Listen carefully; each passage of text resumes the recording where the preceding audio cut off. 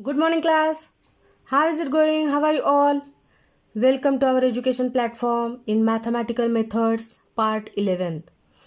Mathematical methods या चॅप्टरच्या 11व्या भागात तुम्हा सर्व विद्यार्थी मित्रमैत्रिणींचं पुन्हा एकदा स्वागत करते. मागच्या व्हिडिओजमध्ये आपण व्हेक्टर ॲडिशन ही कम्युटेटिव्ह कशी असते हे मी तुम्हाला शिकवलं होतं आणि त्यानंतरच्या व्हिडिओमध्ये व्हेक्टर ॲडिशन ही असोसिएटिव्ह कशी असते हेही मी तुम्हाला शिकवलं होतं. आणि आज आपल्याला शिकायचं आहे law of parallelogram of vectors. या आधी मी तुम्हाला ट्रँगल लॉ शिकवला होता.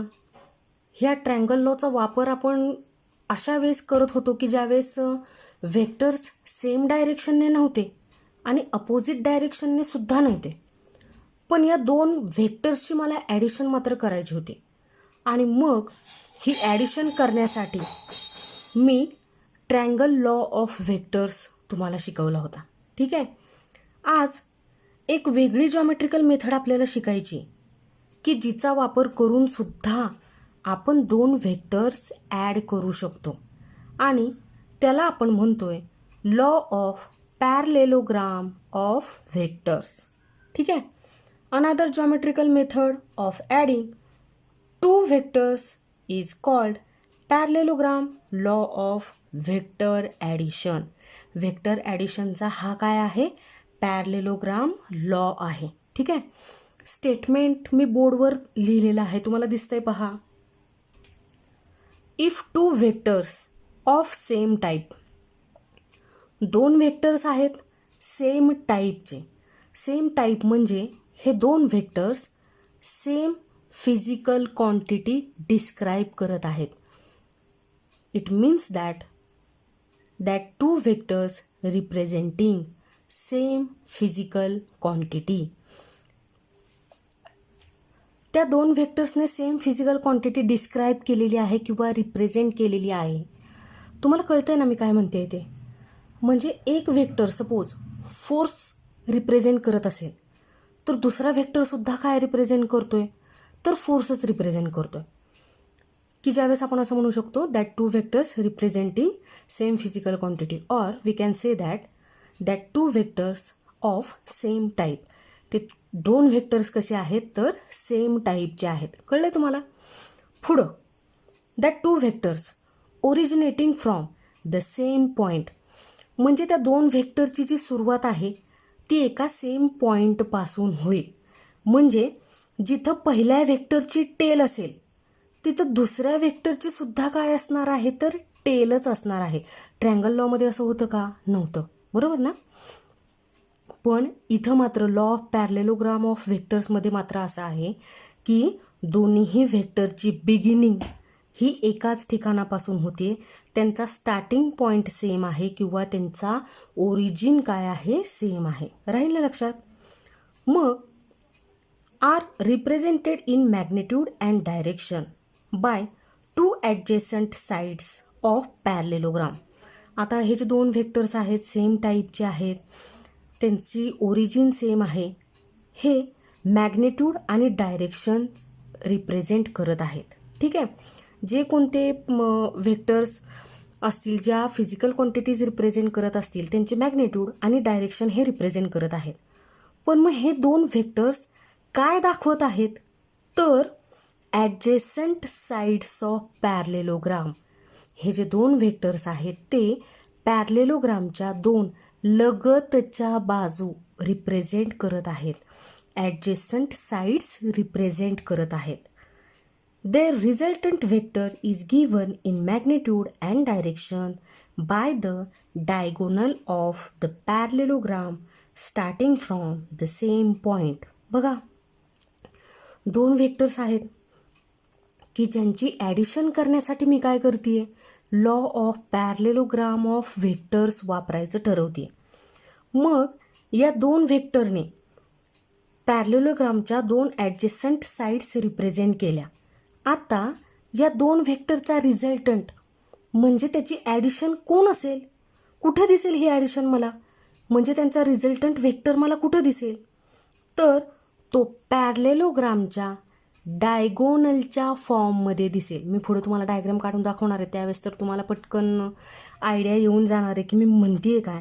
पण मी आत्ता तुम्हाला जस्ट हे स्टेटमेंट समजावून सांगण्याचा प्रयत्न करते की जर दोन साईड्स पॅरलेलोग्रामच्या दोन ॲडजेसंट साईड्स दोन व्हेक्टरने आपण रिप्रेझेंट करत असू, तर या दोन व्हेक्टरचा रिझल्टंट म्हणजे त्या पॅरलेलोग्रामचा काय असतो, डायगोनल असतो.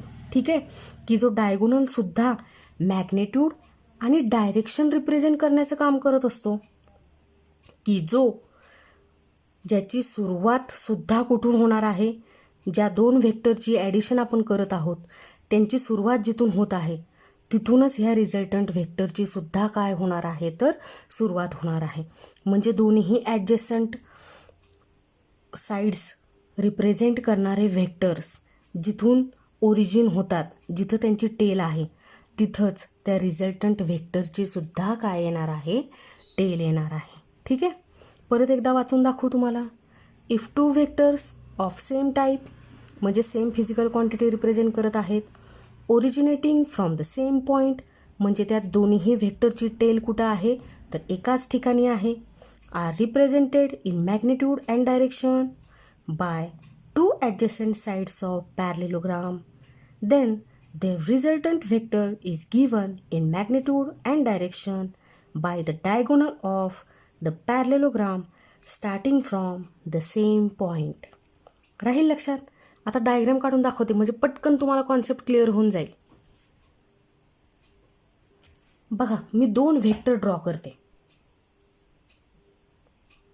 इथं पहिल्या व्हेक्टरची टेल आहे आणि इथं त्याचं हेड आहे, की ज्याला आपण टिपसुद्धा म्हणू शकतो किंवा हेडसुद्धा म्हणू शकतो. ठीक आहे, मग आता ह्याला मी काहीतरी लेबलिंग करते. इथं टेलला म्हणते ओ आणि इथं म्हणते ए. म्हणजे ह्या व्हेक्टरला जर मी लेबलिंग करायचं ठरवलं तर मी असं करू शकते ना, ओ ए बार. बरोबर आहे. मग आता ओ ए बार प्रत्येक वेळेस म्हणत राहायचं का, आपण या ओ ए बारला रिप्रेझेंट करूयात पी बारने. म्हणजे ओ ए बार इक्वल टू काय असेल, पी बार. आलं लक्षात. हा एक व्हेक्टर आहे, कोणती तरी फिजिकल क्वांटिटी रिप्रेझेंट करतो आहे की जी व्हेक्टर आहे. म्हणजे डिस्प्लेसमेंट असेल, व्हेलॉसिटी असेल, फोर्स असेल. आपण सुरुवातीपासून फोर्स म्हणतो आहे, तर इथंसुद्धा मी म्हणते की फोर्सच आहे. पी बार काय रिप्रेझेंट करतो आहे, तर एक फोर्स नावाची फिजिकल क्वांटिटी काय करतो आहे, रिप्रेझेंट करतो आहे, असं म्हणूयात थोड्या वेळासाठी. ठीक आहे, मग आता एक दुसरा व्हेक्टर आहे, तो सुद्धा कसा असला पाहिजे, सेम टाईपचा असला पाहिजे. म्हणजे हा पी बार जसा आहे किंवा ओ ए बार जसा आहे तसाच कोण असला पाहिजे, तर तो दुसरा व्हेक्टर असला पाहिजे की ज्याची ॲडिशन मला या व्हेक्टरमध्ये करायची. दोन व्हेक्टर ॲड करायचे आहेत ना मला. मग बघा, हा सपोज मी दुसरा एक व्हेक्टर घेते आहे. बघा, मी थोडासा बेंड झालेला काढला आहे, त्याला सरळ काढते. बघा, हा आपण याला लेबलिंग करूयात बी असं. मग व्हेक्टरचं नाव काय झालं बरं, ओ बी बार. व्हेक्टर आहे ना, बार लिहावं लागेल. मग आता सतत ओ बी बार म्हणत राहू का, म्हणून ह्याला लेबलिंग करते क्यू बार. म्हणजे ओ बी बार म्हणजेच काय असेल, तर क्यू बार असेल. ठीक आहे, मग आत्ता तुम्हाला दिसतंय की पहिला व्हेक्टर जिथून सुरू झाला होता, म्हणजे इथून त्यांचा स्टार्टिंग पॉईंट इथं आहे, तिथूनच हा दुसरा व्हेक्टर सुरू झाला. जर मी म्हणत असेल पी बारने फोर्स रिप्रेझेंट केला आहे, तर क्यू बारने सुद्धा काय केला आहे, तर फोर्स रिप्रेझेंट केला आहे. किंवा तुम्ही असं म्हणू शकता ना, की इथं एक ऑब्जेक्ट होता आणि या ऑब्जेक्टवरती या डायरेक्शनने ओ ए बारने एक फोर्स एक्झर्ट केला जातोय आणि ओ बी बार या डायरेक्शनने सुद्धा काय केला जातोय, तर एक फोर्स एक्झर्ट केला जातोय. मग आता हा ऑब्जेक्ट इकडेही जात नाही आणि इकडेही जात नाही. हा ऑब्जेक्ट असा मूव्ह होईल की आपल्याला असं वाटेल की या ऑब्जेक्टवर या डायरेक्शनने फोर्स एक्झर्ट केला जातो, तो इथं मूव्ह होत असतो. ठीक आहे, नंतर सांगेल त्याच्याबद्दल. आता बघा, दोन व्हेक्टरची बिगिनिंग तुम्हाला इथं दिसतीये. इथून त्यांची सुरुवात होती, म्हणजे इथं काय झाली, त्यांची टेल झाली. पहिल्याची टेलसुद्धा इथं आली, दुसऱ्याची टेलसुद्धा इथं आली.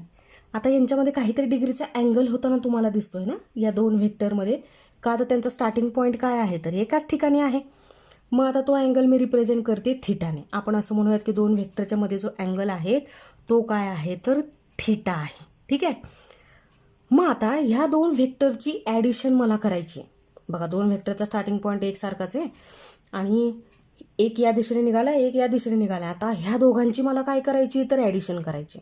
मग ही ॲडिशन देणारा व्हेक्टर असतो कुठं तर ह्या दोघांची ॲडिशन देणारा व्हेक्टर म्हणजे काय असेल तर पॅरलेलोग्रामचा डायगोनल असेल. म्हणजे पॅरलेलोग्रामचा तो काय असेल कर्ण असेल. ठीक आहे ना, की ज्याची सुरुवात सुद्धा कुठून होणार आहे तर इथूनच होणार आहे. बघा, हा रिझल्टंट व्हेक्टर आहे, मी आरने रिप्रेझेंट करते, आर बारने रिप्रेझेंट करते. त्या रिझल्टंट व्हेक्टरची सुद्धा इथं काय होती टेलच होती आणि इथं काय आहे तर हेड आहे. पण मग तुम्हाला आता पॅरलेलोग्राम तयार झालेला दिसत नाही आहे, मग मी तयार करते. बघा, आपण ह्या व्हेक्टरला नाव देऊयात, मी म्हणते ह्याला ओ सी. ठीक आहे, ओ सी बार. ओ सी बार हा आता आपल्यासाठी काय म्हणून काम करतोय तर रिझल्टंट व्हेक्टर म्हणून काम करतोय. बरोबर ना. मग आता हे बी आणि सी मी कनेक्ट करून टाकते, हे जोडून टाकते आणि हा सी आणि ए जोडून टाकते. बघा काय तयार झालेला दिसतोय तर पॅरलेलोग्राम तयार झालेला दिसतोय. बरोबर आहे ना. म्हणजे ह्या दोन ॲडजस्टंट साईड ज्यावेळेस दोन व्हेक्टर्सने रिप्रेझेंट केल्या जात आहेत की जे सेम टाईपचे आहेत, सेम फिजिकल क्वांटिटी रिप्रेझेंट करत आहेत, त्यावेळेस या दोन व्हेक्टरचा म्हणजे ह्या पॅरलेलोग्रामचा जो डायगोनल असेल तो डायगोनल ह्या दोघांचा काय रिप्रेझेंट करील तर रिझल्टंट रिप्रेझेंट करील. बरोबर आहे ना. म्हणजे ह्या दोघांची ॲडिशन म्हणजे काय असणार आहे तर हा आर बार असणार आहे. कळतंय का तुम्हाला. Consider two vectors P bar and Q bar of the same type means representing same physical quantity with their tails at the point O and are inclined at an angle theta. Join BC and AC to complete the parallelogram OACB with OA bar equal to P bar and OB bar equal to Q bar as the adjacent sides.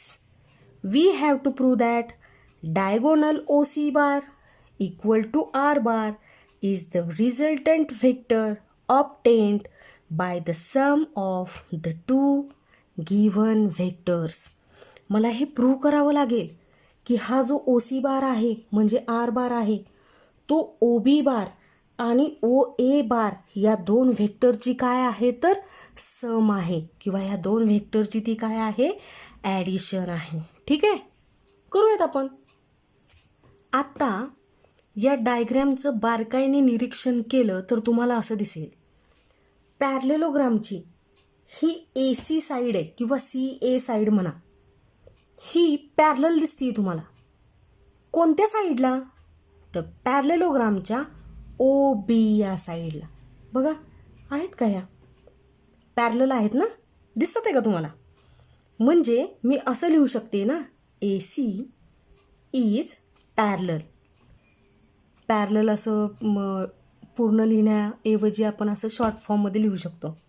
Parallel AC is parallel to OB.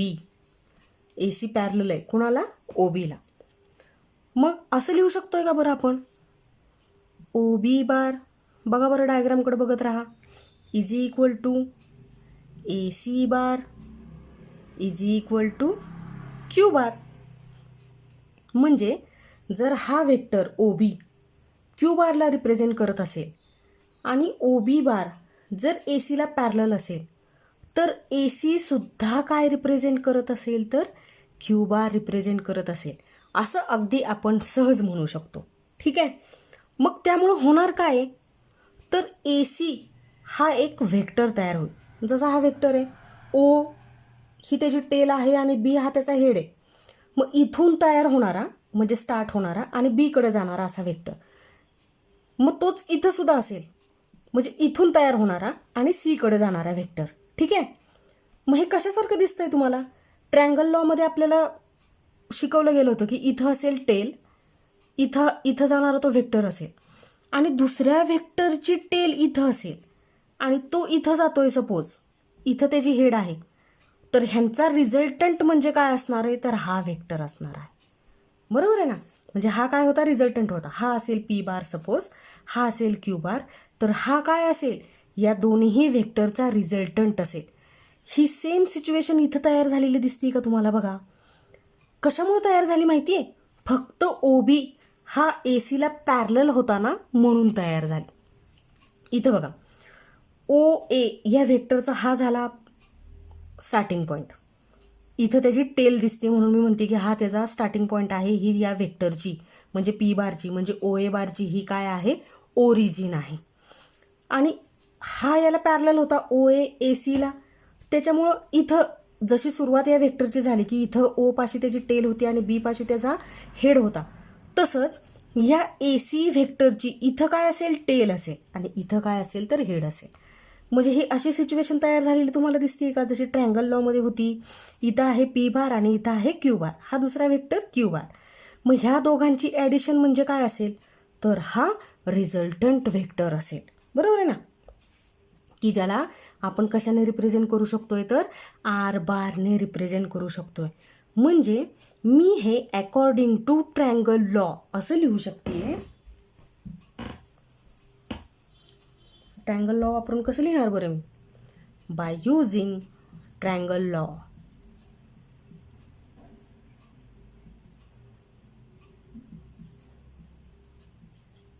बघा बरं, ओ ए बार याच्यामध्ये कोण add केला, ए C बार,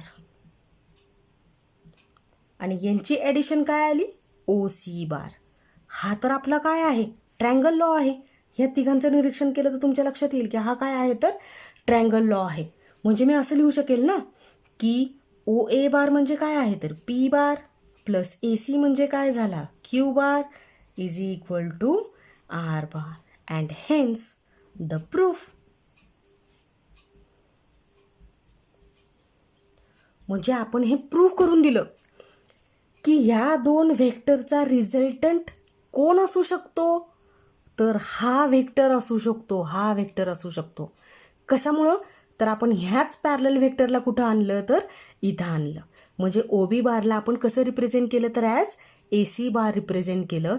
आणि according to triangle law आपण हे prove केलं की पी बार आणि क्यू बारचा रिझल्टंट कोण असतो, तर आर बार असतो. बरोबर ना. आपल्याला law of parallelogram of vectors वापरून ही गोष्ट तर क्लिअर झाली की पॅरलेलोग्रामच्या ह्या दोन ॲडजस्टंट साईडचा रिझल्टंट हा त्या पॅरलेलोग्रामचा काय असू शकतोय, तर डायगोनल असतो किंवा असू शकतो. ठीक आहे. मग हे ट्रायंगल लॉने मी काय केलं, तर ह्याचा प्रूफ दिला. पण आता अजून एक काम बाकी आहे की ह्या रिझल्टंट व्हेक्टरची मॅग्नेट्यूड आणि डायरेक्शन आपल्याला फाइंड आउट करायची आहे. ठीक आहे. मग करायचं काय, याच डायग्रॅममध्ये एक छोटंसं एक्सटेन्शन आपल्याला करायचं आहे. करूयात. तुम्हाला सांगते मी की आपल्याला करावं काय लागतंय ते.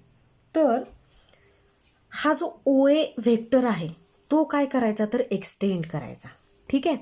आणि पॉईंट सी पासून एक परपॅन्डिक्युलर ड्रॉ करायचा,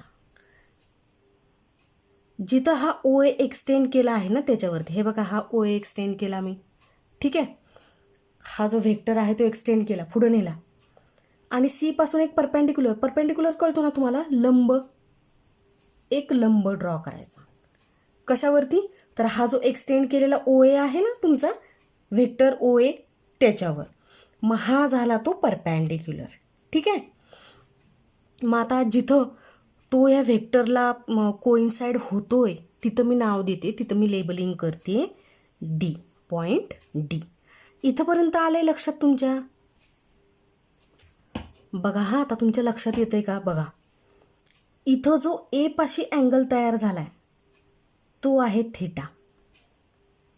कसा काय हा अँगल तयार झाला सांगते. ही लाईन एकच आहे बघा, ही एक्सटेंड केलेली लाईन. इथं आहे ओ, इथं आहे ए, आणि इथं ह्या लाईनवरती कुठंतरी आहे डी. ठीक आहे. इथे एक व्हेक्टर होता ओबी. ओबी हा असा होता, असा. फार मोठा नाही ड्रॉ करत, आता छोटासा ड्रॉ करते, छोटी लाईन ड्रॉ करते. इथं होता ओबी. या लाईन बरोबर, ह्या DAO बरोबर या व्हेक्टरने म्हणजे OBने तयार केलेला अँगल होता थिटा. बघा मी इथे तयार केला होता तो थिटा अँगल. मग नंतर मी काय केलं, OBला पॅरलल असलेला अशी एक लाईन, OBला पॅरलल असलेली लाईन मी काय केली तर इथं ड्रॉ केली. किंवा मग तुम्ही असं म्हणा ना की ह्या OBलाच मी शिफ्ट करत आणला कुठेतरी इथं. मग हा OB ज्यावेळेस इथं येतोय शिफ्ट होऊन इकडं सरकत येतोय, इथं येतोय तो, इथं येतोय, इथं आला तो. हाच OB शिफ्ट झाला आणि इथं आला की ज्याचं नाव आता बदलून काय झालं तर AC झालं. ठीक आहे. मग आता इथं अँगल जो होता थिटा तोच इथं सुद्धा राहणार आहे, बरोबर ना. म्हणजे हा DAC अँगल जो तुम्हाला थिटा दिसतोय तोच थिटा अँगल तुम्हाला कुठं दिसणार आहे तर DOB मध्ये दिसणार आहे, बरोबर. इथं थिटा दिसतोय. मग आता मी हे लिहू कसं बरं, मी लिहिते हा हे.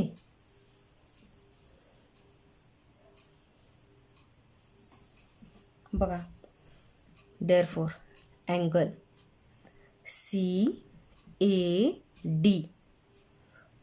हे कोणासारखं असणार आहे, इक्वल टू अँगल BOA की जो किती आहे, थिटा आहे, बरोबर ना. आणि याचं असं लिहिण्यामागचं कारण काय तर OB म्हणजेच काय आहे तर AC आहे, बरोबर ना. की जो काय आहे तर आपला Q बार आहे, हो की नाही. एवढं समजलंय तुम्हाला. आपण पुढच्या लेक्चरमध्ये ही जी प्रोसेस आहे ती कंटिन्यू करूयात आणि ह्या रिझल्टंटची मॅग्नेट्यूड आणि डायरेक्शन फाइंड आउट करूयात. ठीक आहे. तोपर्यंत व्हिडिओ पाहत राहा, अभ्यास करत राहा, घरातच राहा, सुरक्षित राहा. थँक्यू. Take care. बाय.